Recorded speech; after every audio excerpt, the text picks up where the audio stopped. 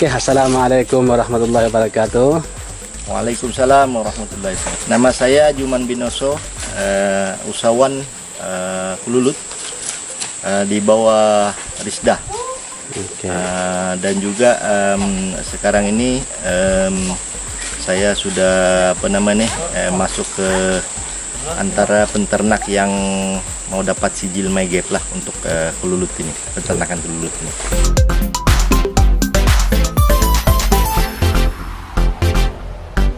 Saya mula dalam tahun 2015, ujung tahun lah, kira 2016 lah begitu.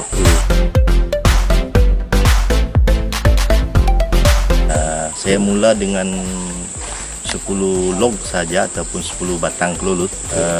Selepas itu bila mana saya nampak potensi untuk menternak lebah Kululut ini amat baik, dan sambutan dari segi madu dia amat baik dan telah pun diiktiraf sebagai superfood di Malaysia. Jadi potensi itu amat luas. Dari semenjak itu saya mula membesarkan ternakan ini sehingga sekarang inilah.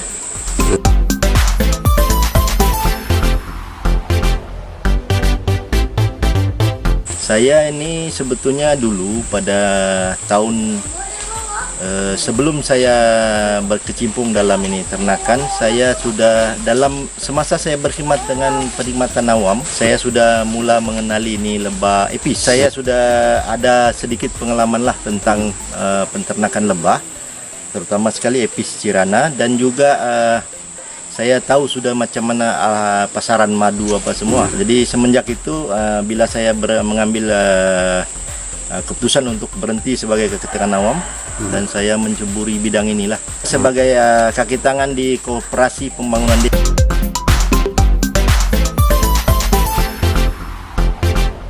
Oke, kedudukan sekarang ini sebetulnya log saya di sebelah ladang yang tempat saya sekarang nih ada dalam 86 log semuanya. Tapi kita nampak jarak yang saya simpan di sini mencapai 20 kaki satu log. Lepas itu saya ada lagi satu ladang di Kuala Panyu dalam 90 log. Di sana itu dalam hampir sama kawasan, ada bobohan kelapa, getah.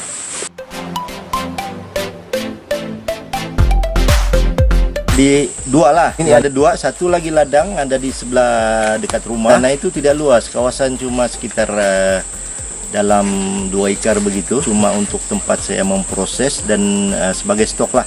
Stok untuk saya urusan jual beli log lah.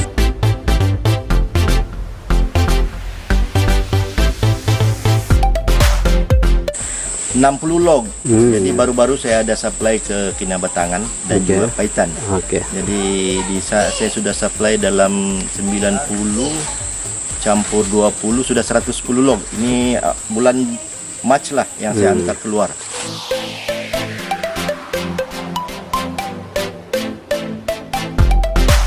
Oke, di sini di kawasan di Kuta Belud ini sebetulnya antara pengeluar log ataupun spesies Kululut Itama yang terbanyak di Sabah lah, di kawasan Kuta Belud dan Tuaran. Jadi daripada hunter-hunter, orang-orang yang saya minta bekalan lah, perjanjian dengan diorang kalau ada log beli begini dan diorang antar kepada saya lah, begitu, daripada hunter-hunter yang sudah memang diorang ada di kampung-kampung lain kan, di kawasan lain. Kita ada juga buat perangkap di sini di kawasan Kuta Belud nih. Masalah kalau kita buat perangkap di dalam hutan, ya bila kawasan bukan kawasan ladang kita, diorang akan sendiri ambil lah. Kadang bila kita simpan bambu, bila kita cuai, ambil orang lain. Memang kita ada buat perangkap, tapi memang payah lah. Ya, saya coba untuk menggandakan melalui pembagian koloni lah.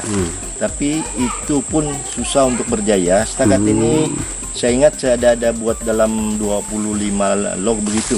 Tapi yang berjaya cuma saya rasa dalam 8 ke 10 saja. Sebetulnya Kululut ini walaupun kita nampak amat mudah untuk kasih, tapi sebetulnya dia cerewet. Nah, proses pembagian itu sebetulnya dia amat rumit bila mana masa dan tempo untuk kita membiak itu kurang sesuai. Karena Kululut sendiri dia membiak semula jadi pun mengikut masa ataupun dalam setahun itu ada musim dia orang boleh membiak. Begitu. Dia selalunya dalam bulan Agustus, musim panas. Dalam satu log begini, dia selalunya dia buat paling banyak dalam 12 sel queen. Tapi sini saya tidak ada nampak lah sel queen. Ini cuma sel anak ini semua nih. Ini sel anak. Dia biasanya sel queen ini lebih besar dan dia berada di tepi tuh. Lebih besar daripada sel anak. Begitu. Tidak ada di sinilah.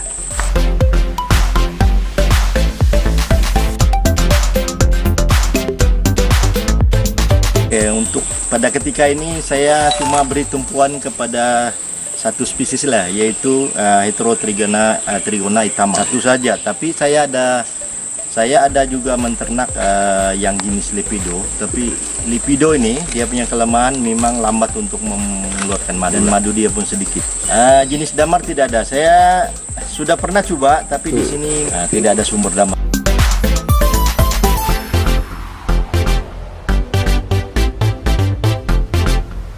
Permulaan saya ingat dalam 1.500 lah begitu. Saya menebas kawasan, dan pada ketika itu saya sendiri masuk hutan, ambil itu log yang 10 log itu saya sendiri ikut masuk hutan lah. Selepas itu dalam 1.500 itu di sanalah saya bermula dan ganda naik begitulah. Berapa luas kawasan ini itu? Ini kalau kawasan ini dalam 7 ekar. Itu sawah padi kan, tolak dalam 1 ekar lebih. Inilah tinggal yang getah dan ini sedikit tumbuhan.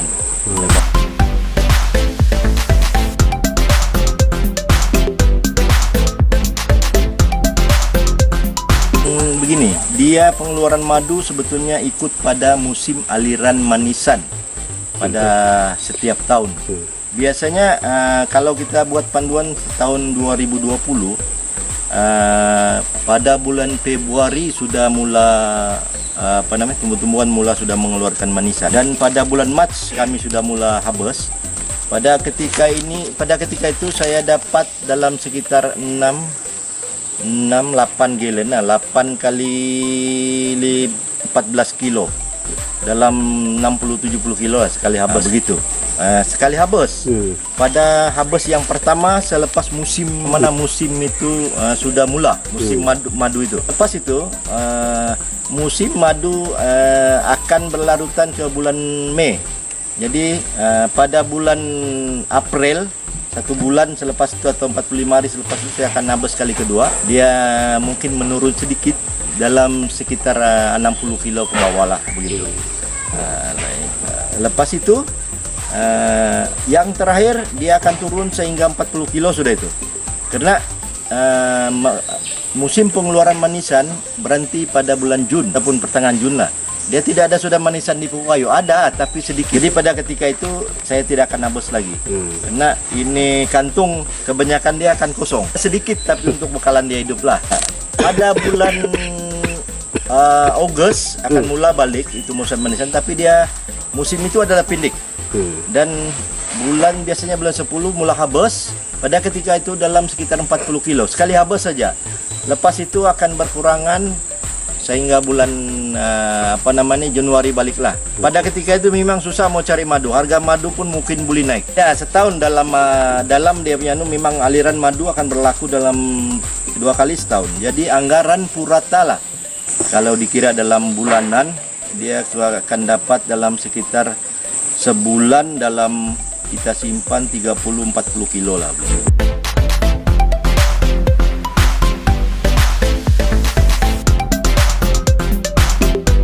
Sekitar 160 log lah begitu kan, 160 log lah. Saya boleh mencapai dalam 3.000 ke 4.000 sebulan lah. Jualan madu itu tidak termasuk yang saya bekalkan untuk jualan log lah. Log ini biasa kalau permintaan dari agensi kerjaan itu baik, punya LIGS. Pada tahun lepas saya ada 3 bekalan. Saya ada dalam 100 lebih ribu lah saya punya klaim itu.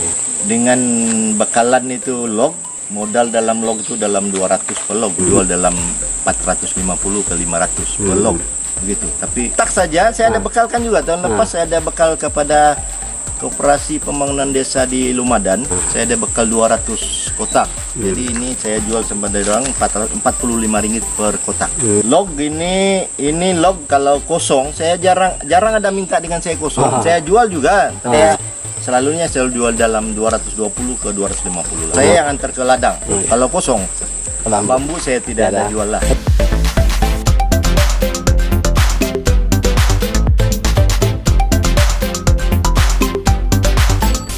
Setakat ini saya belum ada mengeluarkan apa-apa produk hiliran. Cuma sekali-sekala ada kawan minta ini hybrid dan ini propolis lah, yang dimana pada selalunya pada bulan September ke Oktober itu dia lebih banyak hybrid itu ruti lebah kan di dalam itu log lah. Ini di dalam kantung itu saya buka haba, saya simpan. Kiranya ada kawan yang mau beli duluan ya untuk buat macam kapsul, saya jual lah. Di Sabala saya tidak ada kawan yang beli, dia pun coba, dia bilang mau buat itu produk lah. Lepas itu dia ada yang beli itu propolis. Pada tahun lepas dia ada minta saya susah mau dapat tuh propolis yang bersihnya.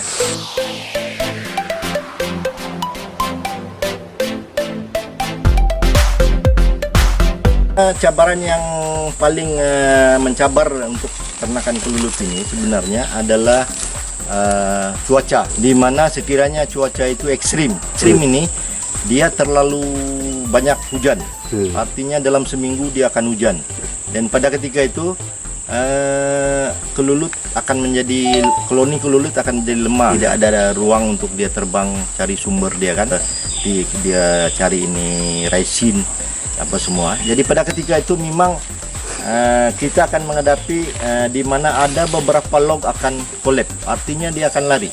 Ada beberapa pada tahun ini saja, dari bulan, saya ingat dari bulan Oktober, bulan Januari saya ada 6 log yang sudah keluar dan digantikan oleh spesies lebih safe yang lebih kecil. Artinya walaupun log itu stabil, tapi dia tidak dapat bertahan karena dia tidak dapat keluar cari sumber makanan. Hujan kan, tidak jadi kelulut akan diam-diam lah. Ini saya belum pernah bagi makanan lah, terutama sumber garam, mineral dan ini gula kan. Sebetulnya bagi saya kelulut dia tidak banyak kekurangan dari segi sumber itu. Dikira dia ngam kita simpanlah dalam satu ikat dalam 30 log begitu kan. Kecuali dia terlampau mantap ataupun terlalu banyak dalam satu kawasan, sumber tidak cukup.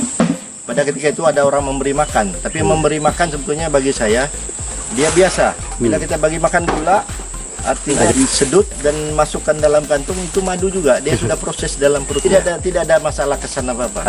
Log dicuri. Setakat ini saya punya sudah 7. Ada satu sebelah kawan sana ada 20 berjurut-jurut minggu. Nikmat lagi dahsyat.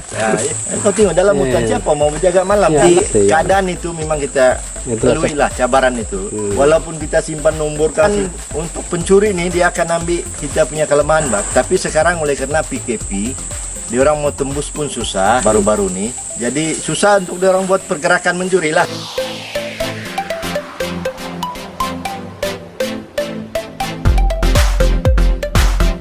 Karena yang sebetulnya dari segi penternakan ini ilmu yang penting. Ilmu itu kita kena sentiasa update lah.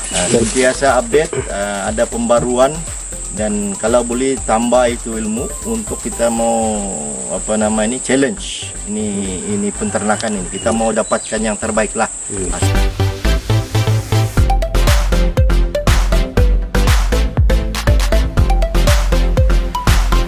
Menternak lebah ini dia orang bilang kena ada minat juga, dan kena ada asas lah. Yang penting ada asas itu ilmu. Bagi saya apapun yang kita mau buat itu ilmu itu penting duluan. Lepas itu kedua disiplin. Disiplin ini orang bilang menternak lebah ataupun kelulut ini kau simpan saja, lepas itu kau tidak payah tengok, kan sendiri cari makan apa semua. Ya begitu. Sebetulnya dalam penternakan kau kena tahu di mana kau kena buat itu pengurusan. Pengurusan artinya mungkin setiap 2 hari 3 hari kau kena cek satu-satu log, tengok apa musuh yang ada semut kah, ada yang mengganggu lah kan. Contohnya Kalau kita tahu sudah itu weak itu koloni, kita kena kabel. Ada cara untuk kasih kuat itu koloni semula. Begitu. Jadi kita kena menguruslah. Disiplin untuk mengurus masa, mengurus itu kena ambil tahu, kita kena tepat. Jadi sebetulnya apapun kerja dalam menternak lebah ini mesti ikut SOP yang sepatutnya kita buat itu. Jangan cuai lah. Contohnya kita terima log daripada pembekal. Kadang ada orang terima siang pun terima. Itu masalah juga. Asal terima sudah salah. Lepas itu dia simpan dulu di bawah kulung dia. Lepas itu malam baru diangkat pergi di tempat dia, tempat ladang dia. Jadi di sana sudah ada missing, sudah SOP dia kan. Jadi saya rasa ini perkara-perkara begini dalam pentelulut kita kena ikut SOP, kita ikut. Pasal dia melibatkan kita punya pengurusan itu ternakan lah. Saya oleh karena minat itu lebih, saya banyak belajar dan banyak berhubung dengan kawan-kawan lah yang banyak pengalaman baru di kawasan lain dia punya pengalaman. Ada yang sudah pandai sekarang ini di kawasan Membakut kah? Ada yang sudah pandai membuat campuran daripada bibred apa semua tuh pugai, dia akan buat pancingan di ladang. Begitu. Ada sudah kawan pandai buat itu.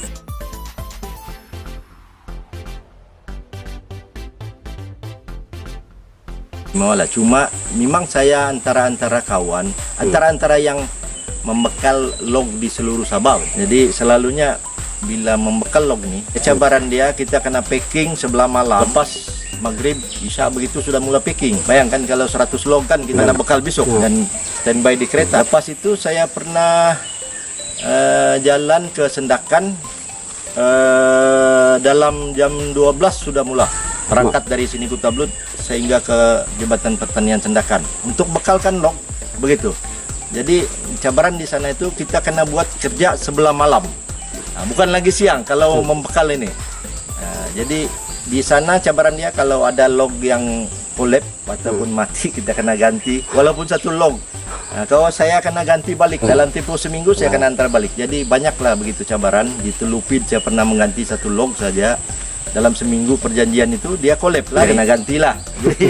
Jadi inti antara cabaran lah. Kalau dari segi madu saya ingat tidak banyak. Saya dari segi madu orang bilang tidak laku lah apa. Saya tidak pernah tidak laku. Memang habis saja saya punya madu ini. Sekarang tidak cukup bekalan lah. Kadang-kadang sekarang ini pun madu kalau dikira saya tengok madu masih muda lah. Sepatutnya buli sudah sedut tapi masih muda, banyak kandungan air. Sebabkan pada tahun ini banyak hujan sehingga bulan Januari masih kan, Februari masih. Jadi itulah keadaan dia.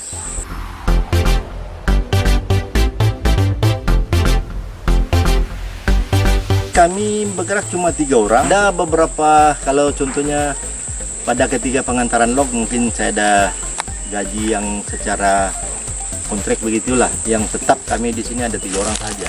Semua pun anak kakak saya lah, anak buah saya lah. Urusan macam contoh menulis apa semua saya yang buat lah. Kalau di ladang ini lebih kepada itu satu yang tadi pakai baju orange. Dia lebih banyak di mana saya pergi kursus apa semua. Res gaji biasanya sebulan ada mencapai saya kadang 1.500 lah. Kalau mula-mula 200-300 saja pengalaman.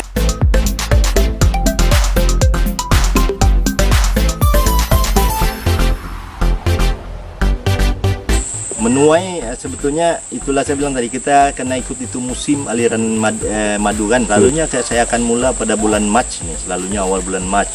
Tapi ini tahun dia lambat sedikit. Jadi sekarang ini betul-betul ujung bulan Mac. Minggu lepas kami ada menuai sedikit dalam 16 kilo begitu. Dan nampak madu pun masih muda, banyak buih dia. Sebelum kita menuai biasalah kalau kita survey dulu mana-mana log yang boleh dituai. Lepas itu persediaan dia contohnya kena ada baju kalis lah. Ada 2 baju, selalunya ada 4 kami punya baju nih. Pam pun ada 2. Dulu ada 4 pam tapi di Kuala Panyu saya kasih tinggal 2 lah. Jadi di sana ada anak buah saya juga, anak buah bini saya yang selalunya saya suruh sudut lah di sebelah sana itu. Jadi di sini selalunya kami akan turun dalam 3 orang. Ataupun kalau saya tidak ada satu yang kami gaji macam untuk membantu lah, kontrak saja begitu sehari begitu menuai kan, dia yang membantu lah.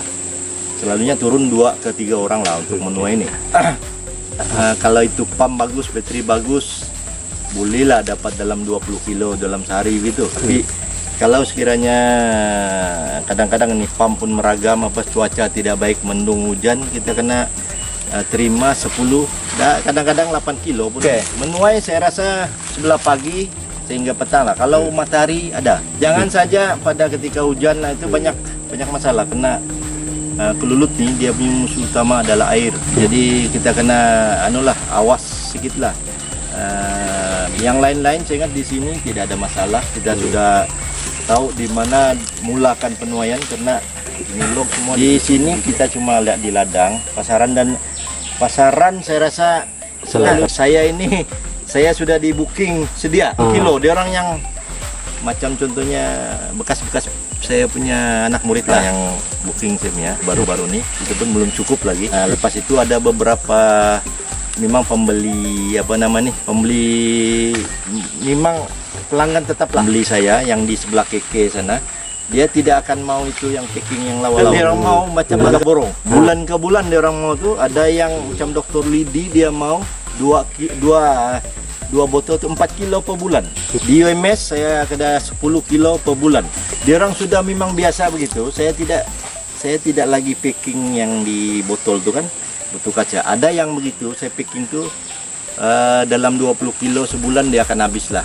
Gitu. Yang ramai pun pembeli guru-guru, terutama sekali sekarang pada musim COVID-19 ini, orang yang guna itulah untuk dia orang takut, dia orang bilang untuk tambah antibody dia orang. Jadi itu biasanya packaging kita gunakan botol kaca yang 100 gram dan yang 400 gram lah.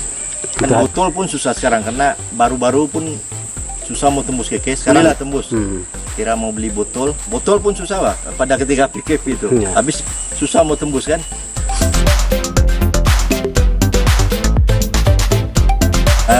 Sebetulnya inilah sebetulnya ada saya mau buat, tapi ada beberapa pelanggan saya mau janganlah kau buat dalam lang, kami mau yang ori. Ini persoalan sebetulnya dalam madu ini. Ada orang dalam teori dia memang kita mau simpan tuh madu lebih lama. Contohnya bila kita sudah buat pengeringan kelembapan madu kan, kita mencapai 22, kita boleh simpan setahun madu tidak ada masalah. Tapi sebetulnya stok saya ini apalagi setahun, sebulan pun tidak ada kampung. Jadi bagi saya sekarang ini oleh karena ada beberapa kawan sudah buat itu, mungkin saya kena buat juga itu pas bila itu my gap kan. Jadi sekarang saya sedang berusaha untuk bina satu store yang lebih baik untuk memproses cara yang begitulah. Mau beli juga itu, mau kena. Saya sudah order dengan Mardi, tapi Mardi bilang yang dari Sarawak punya humidifier itu kan belum terhasil, dan baru-baru dalam telepon saya, kau kena sabar dulu dia bilang. Ada satu mesin khas dari yang di Sarawak kan, yang di orang bina, yang khas untuk madu. Saya tidak silap 5 kilo saja, 800 ringgit saja begitu. Jadi sebetulnya ini humidifier ikut kita punya kemauan lah kan. Macam Puan Narnila punya itu pun masih humidifier, dia punya proses. Dia mencapai 30 kilo dalam sekali proses. Dalam berapa jam 2 hari begitu baru mencapai 22% itu kan. Macam Manik punya saya ingat 2 hari lebih, berapa 50 kilo kan dia bilang begitu. Tapi sebetulnya itulah cabaran kita. Bila madu yang ori kita mau proses, dia kelembapan dia hilang, air kandungan air dalam tuh hilang, berat akan hilang. Jadi ada beberapa kos kita kena pikir juga di sana tuh. Pertama, kehilangan berat. Kedua, kenaikan harga. Bila pelanggan kita terpaksa kasih naik harga lah. Di sana bebaloi kah kita kasih naik harga, sedangkan khasiat yang dia orang dapat pun sudah berkurangan. Jadi saya jadi previous juga itu. Bila kita buang itu air, dia dengan sendiri beberapa zat ataupun enzim yang ada di dalam out bah. Jadi bebaloi kah sedangkan dia punya khasiat akan berkurang. Cuma ladang dia bilang Maju Borneo ini dimiliki oleh saya dan keluarga lah. Maju Borneo Trigona nih sudah dalam 5 tahun lah saya tubuhkan itu syarikat. Cuma dahulunya oleh karena di Jabatan Kerjaan tidak menitik beratkan soal-soal bekalan nih kepada lesen-lesen serikat kan.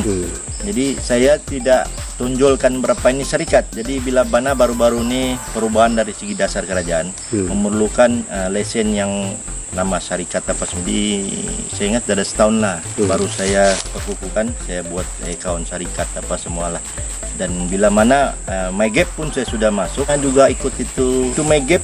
Dia ada 18 yang patuh itu kan, syarat dia itu kita kena mau capai dulu itu. Baru Pittsburgh New ini sebetulnya kita bersaing di sana sebetulnya dari segi apa nama ini mau meningkatkan tahap itu lah dan mau memperbesar. Saya sebetulnya kalau memperbesarkan sendiri itu tidak juga banyak masalah. Kalau ada sedikit kawasan yang boleh masuk lagi kami akan tambah itu log di sana. Cuma mungkin dari segi pasaran madu, tapi bagi saya sebetulnya oleh karena saya ada grup tentunya warna nila lah kan, selalunya satu grup lebih kepada madu lah. Di around satu Sabah Nila akan jual madu, banyak yang dia proses begitulah kan. Saya tumpuan saya kepada baka dan ini log. Saya mau banyakkan baka lah. Selalunya bila dia mau minta log tuh, dia bekal kepada agropreneur muda. Dia minta dengan saya. Saya yang pula yang antar tuh. Dia klaim, dia bayar sama saya lah. Gitu.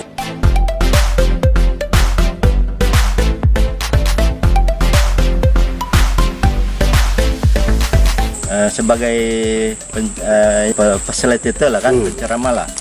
Saya ingat saya sudah di Kementerian Pembangunan Perindustrian, ingat dari Kudat saya sudah buat, Kota Merudu saya sudah buat, Kota Belud ada 2 kali, 3 kali lah dengan Persatuan Penjajah. Tuaran sudah buat, Telupi sudah buat, Tongon sudah buat, Tamunan sudah buat, Keningau, Suk.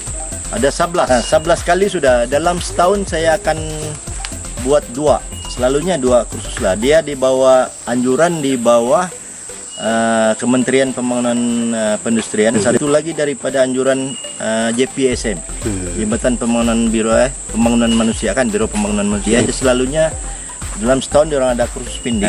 Dalam seminggu itu 3 hari. Lalu orang panggil saya lah. Net bayaran kalau yang seminggu itu biasanya saya akan klaim dalam 3.500 ke 4.000. Yang 3 hari itu kan, dia bayar saya 2.800 begitu ke 3.000. Ada modul itu. Kelulut asas penternakan kelulut itu, dan saya yang buat sehingga praktikal dia. Kenal kelulut, teori dia, pas itu praktikal dia. Jadi semua saya yang bawa nih batang juga untuk buat praktikal. Saya yang bawa papan lah. Ranau dan Sigosali di Dewan dorang. Tahun 2017 kah? Itu masih Dr. Iwan Parlimen, belum lagi pilihan raya. Jadi pada ketika itu satu mini Dewan dorang tuh penuh bah. Jadi mau kasih bagi kan, itu susah lah kalau sampai 100 orang. Dalam biasanya kalau saya mengajar paling kuat pun 20-30 orang lah, paling bagus. Pasal memudahkan kita buat bagi yang terbaik.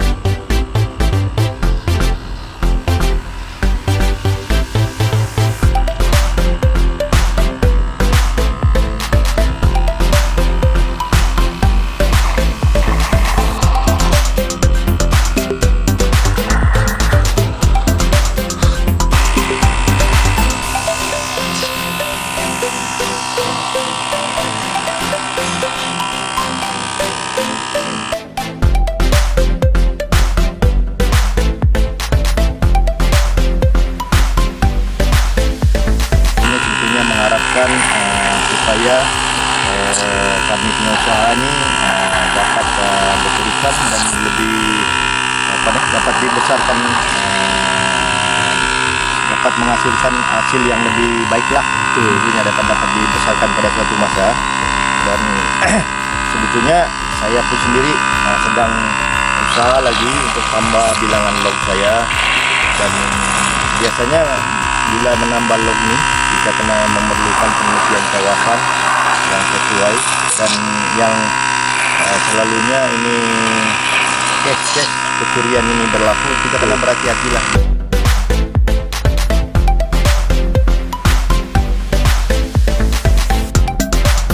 Para mereka yang ingin menternak ataupun baru menceburi lah, ataupun yang sedang menternak, sebetulnya kerja-kerja menternak kelulut ini memerlukan kemahiran. Jadi kita mesti tambah kita punya ilmu. Lepas itu kita kena ikhlas lah dalam menternak ini. Jangan pula karena kita mau memenuhi bekalan, kita ambil jalan pintas, kita cari jalan isi gula yang telah dicarikan isi ke dalam kantung. Begitu juga saya dengar di kawasan Semenanjung sana ada pula yang beli madu murah di kedai. Tentunya madu etis lah, lebih murah. Dia suntik ke dalam kantong mulut dan dia memang betul-betul lah bila orang datang beli dia tunjuk yang dia sebut madu mulut, tapi sebetulnya madu itu dia injek ke dalam kantung. Jadi jangan buat begitulah. Bagi saya menternak biar kita ikhlas lah. Mana yang buat yang terbaik, mana yang betul-betul madu yang baik, kita pasarkan.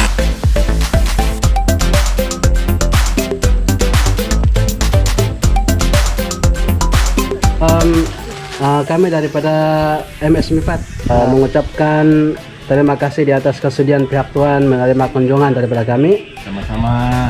Mudah-mudahan kolaborasi di antara kita dan perkongsian ini membawa manfaat bukan hanya kepada sama kita tetapi juga kepada para peternak lain di luar sana. Insyaallah. Oke, jadi ini sedikit daripada sendera hati daripada pihak MS Mifat.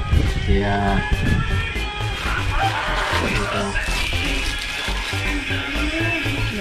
Oke, terima kasih banyak. Sama-sama.